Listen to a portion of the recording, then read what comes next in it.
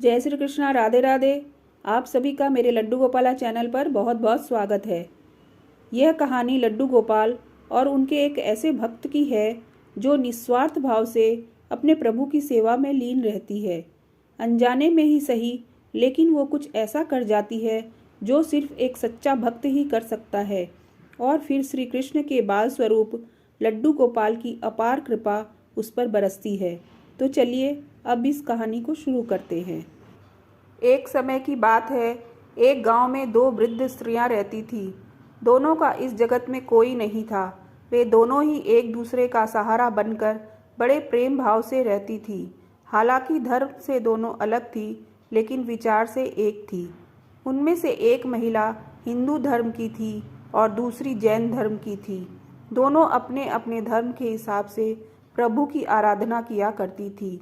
उनमें से हिंदू धर्म की महिला के घर के मंदिर में श्री कृष्ण के बाल स्वरूप लड्डू गोपाल को बड़े प्रेम भाव से विराजमान किया हुआ था और उन्हें प्रतिदिन एक बालक की भांति प्रातःकाल नहला धुलाकर सुंदर वस्त्र आभूषण आदि पहनाकर तैयार करती थी।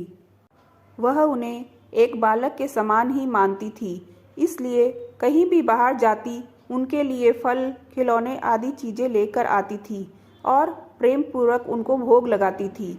इसी तरह वे दोनों महिलाएं एक दूसरे के परस्पर सहयोग से अपना सुखमय जीवन व्यतीत कर रही थी। वो दोनों जब पूजा पाठ एवं सभी कामों से मुक्त होती थी, तब बचा हुआ समय एक दूसरे के साथ सुख दुख बांटते हुए व्यतीत करती थी। कुछ समय बीतने के बाद श्रावण मास में हिंदू महिला को तीर्थ यात्रा पर जाने का अवसर मिला। तब उसने अपनी अति प्रिय उस अन्य धर्म की महिला से भी चलने के लिए कहा। चूंकि वृद्धावस्था अधिक होने के कारण वह चलने फिरने में थोड़ी असमर्थ थी, इसीलिए उसने जाने से मना कर दिया और कहा कि मुझे चलने फिरने में परेशानी होगी, इसी कारण तुम्हें भी तीर्थ यात्रा में विघ्न रहेगा। तब वो हिंदू महिला उदास मन से तीर्थ यात्रा पर अकेले ही जाने के लिए तैयार हो गई और जाते वक्त उसने उस अन्य महिला से कहा, सखी, मैं 1 माह के लिए तीर्थ यात्रा पर जा रही हूँ। मेरा आराध्य श्री कृष्ण बाल स्वरूप लड्डू गोपाल का ध्यान रखना। उन्हें बिल्कुल एक बालक की तरह स्नेह देना। प्रतिदिन स्नान आदि कराकर सुंदर वस्त्र आभूषण पहनाकर भोग लगाना। उस महिला ने सब बातें सुनी और बोली कि हाँ सखी, तुम चिंता मुक्त होकर तीर्थ यात्रा को जाओ। मैं तुम्हारे लड्डू गोपाल का भली भांति ध्यान रखूंगी। इतनी सब बातें बताकर वह महिला तीर्थ यात्रा को निकल गई और अन्य महिला ने सारा कार्यभार अपने ऊपर ले लिया और बड़े उत्साह और उमंग के साथ सुबह उठकर खुद नित्य कर्म से निवृत्त होकर लड्डू गोपाल के स्नान की तैयारी में लग गई। उसके बाद जब वो लड्डू गोपाल को नहलाने लगी तो उस महिला की नज़र लड्डू गोपाल के पाँव की तरफ पड़ी तो वह दंग रह गई, क्योंकि उनके पैर मुड़े हुए थे। उसे लगा कि उसकी वजह से उनके पांव टेढ़े हो गए हैं। इसका मुख्य कारण ये था कि उस महिला ने जब भी लड्डू गोपाल को देखा था, वस्त्रों एवं आभूषणों से सुसज्जित देखा था। वो इस बात से अनभिज्ञ थी कि लड्डू गोपाल घुटनों के बल पर बैठे हुए थे। उनका बाल स्वरूप ऐसा ही है।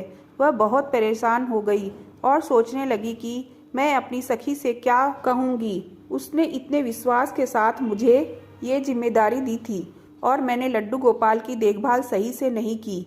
ये सब सोचकर वह चिंतन में बैठी ही थी कि उसे याद आया कि उसकी सखी ने कहा था कि लड्डू गोपाल सिर्फ एक प्रतिमा नहीं बल्कि जीवित होते हैं।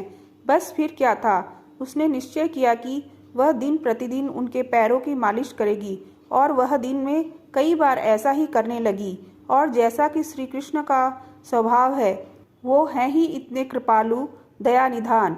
उस वृद्ध महिला की इस नादान भक्ति से वशीभूत होकर उन्होंने उस पर अपनी अपार कृपा लुटा दी और एक दिन वह महिला रोज की भांति प्रातःकाल उठकर लड्डू गोपाल को लहराने का प्रबंध कर ही रही थी कि उसकी नज़र उनके पैरों पर पड़ी। उसने देखा कि उनके लड्डू गोपाल के पैर ठीक हो गए हैं और यह सब देखकर वह वृद्ध महिला खुशी से फूली न समाई और ये सारा वृतांत सुनाने के लिए अपनी सखी का बेसब्री से इंतजार करने लगी।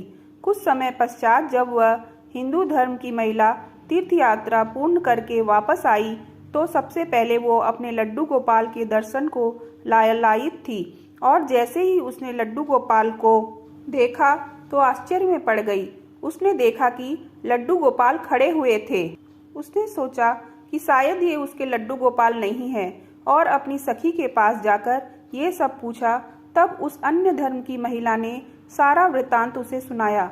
उसकी बातें सुनकर हिंदू महिला समझ गई कि ये सारा खेल उस मुरलीधर कृष्ण कन्हैया का है और दौड़ी दौड़ी लड्डू गोपाल के पास पहुंची और उनके चरणों में गिरकर बोली, हे मेरे कन्हैया, हे मुरलीधर, आपकी दया की कोई पराकाष्ठा नहीं है, आपकी कृपा का कोई सानी नहीं है। और फिर उस जैन वृद्ध महिला से बोली कि हे सखी, तू धन्य है, तुझ पर श्री कृष्ण की ऐसी कृपा हुई है जो कोई कभी सोच भी नहीं सकता है। तुझे नहीं पता कि हमारे लड्डू गोपाल के पांव तो ऐसे ही हैं क्योंकि उनका ये बाल स्वरूप बैठी हुई मुद्रा में है, लेकिन तेरी भक्ति ने उनके इस स्वरूप को बदल दिया और उनके पैर सीधे कर दिए। बोलो कृष्ण कन्हैया की जय, श्रीमती राधा रानी की जय। तो दोस्तों, आपको मेरा ये वीडियो अच्छा लगा हो तो मेरे चैनल को लाइक, शेयर और सब्सक्राइब जरूर करें और साथ ही बेल आइकन को प्रेस करके ऑल पर क्लिक कर दीजिए, जिससे जब भी मैं कोई वीडियो अपलोड करूं उसका नोटिफिकेशन आपको मिल जाए। जय श्री कृष्णा, राधे राधे।